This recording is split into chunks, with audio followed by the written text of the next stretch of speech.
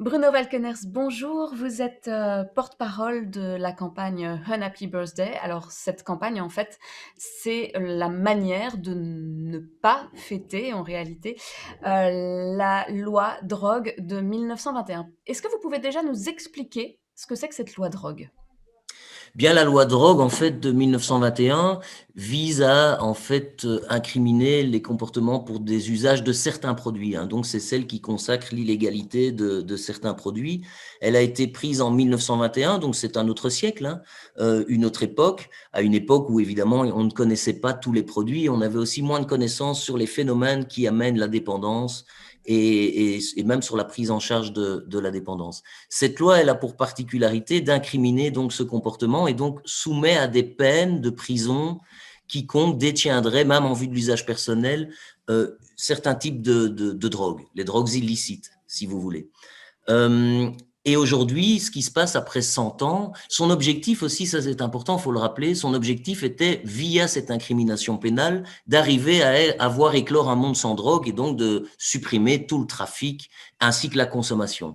Or, ce que l'on remarque après 100 ans, et je trouve qu'après 100 ans, on peut commencer quand même à évaluer une loi et à tirer des conclusions, et là les conclusions sont évidentes, c'est que malgré tous les moyens qu'on a consacrés, hein, sur 100 ans, on n'a fait que développer la répression, on n'a fait qu'investir dans les moyens de lutter contre le trafic, et bien en fait, le trafic de drogue n'a jamais été aussi vaste, aussi ample, avec des phénomènes de corruption. Mais au-delà de ça, parce qu'il faut lutter évidemment contre le trafic, nous on ne dit pas qu'il ne faut plus lutter contre le trafic, on dit simplement qu'il ne faut plus lutter de manière répressive vers les usagers de drogue. Et là, il y a quand même quelque chose qui ne fonctionne pas, c'est-à-dire que cette incrimination, le fait que vous puissiez avoir des parcours de prison pour un problème de santé publique va compliquer tout le travail des acteurs de la santé en matière de toxicomanie.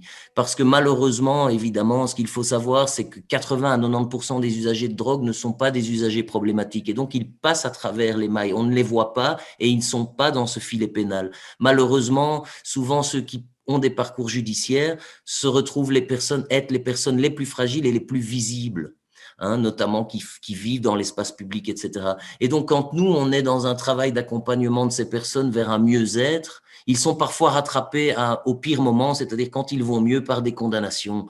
Et ça vient casser tout le travail social qui a été entrepris. Mais ce n'est pas les seuls effets délétères.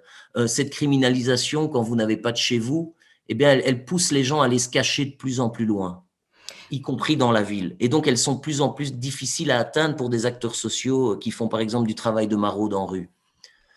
Vous dites souvent c'est un crime sans victime en réalité, puisque chacun en fait a la liberté de son corps et donc on peut choisir de consommer. Vous le dites, c'est pas toujours problématique effectivement. Donc, et vous parliez de cet accès aux soins qui est difficile parce que quand on criminalise la personne, en fait, elle a honte de venir, c'est ça que vous voulez dire par là? Entre autres, une des premières choses qui est indispensable dans une prise en charge d'un problème d'assuétude, c'est que la personne, fasse une démarche. Et surtout, pour faire une démarche, il faut avoir une certaine estime de soi.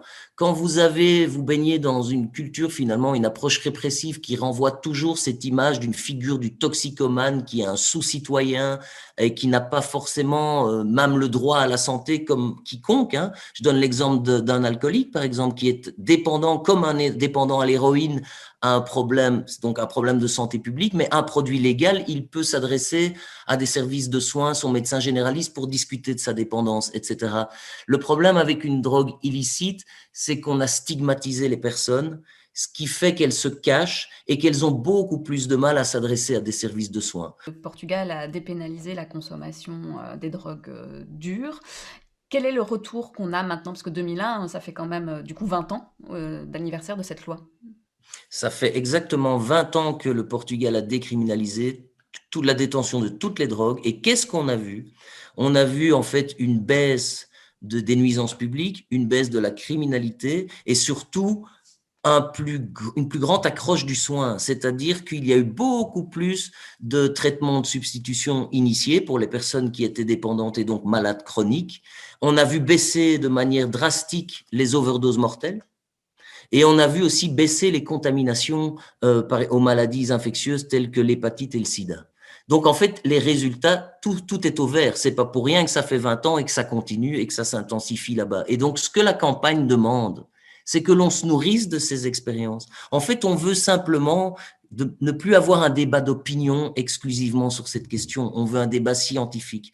Et là, les expériences à l'étranger, que ce soit en matière de décriminalisation, comme au Portugal, ou même de régulation du marché du cannabis, comme ça se fait en Uruguay, dans 16 États américains, on voit que ça a des effets bénéfiques, notamment en recettes fiscales, qui permettent d'investir de l'argent dans la santé publique et l'accompagnement des personnes qui seraient en souffrance par rapport à de la consommation de drogue. Parce que ces salles de shoot, comme on les a appelées, en tout cas à Bruxelles, on en a beaucoup parlé à un moment donné, finalement, elles n'ont jamais pu être mises en place. Et à chaque fois, c'est aussi une opposition souvent des riverains également, qui ont peur de voir des toxicomanes arriver et avoir une criminalité aussi qui se développe autour de ces salles. Tout à fait. Or, toutes les expériences à l'étranger montrent le contraire, en fait, hein. Ça n'augmente pas la criminalité et par contre, ça augmente l'entrée dans le soin et donc un mieux-être. Donc, c'est un mieux-être pour la personne malade, toxicomane, mais c'est aussi un mieux-être pour la collectivité. Et ce qui est intéressant dans l'évaluation des processus menés à l'étranger, c'est que dans le monde entier, il y a cette réaction, hein, NIMBY, not in my backyard, c'est-à-dire je veux bien une salle de conso, mais pas chez moi. Eh bien, il y a des expériences, notamment en Espagne, qui ont montré que il y a eu une opposition des habitants du quartier. Et quand un dispositif, celui pour lequel il y avait eu tant d'opposition, a voulu quitter le quartier, ben les comités de quartier s'y sont opposés.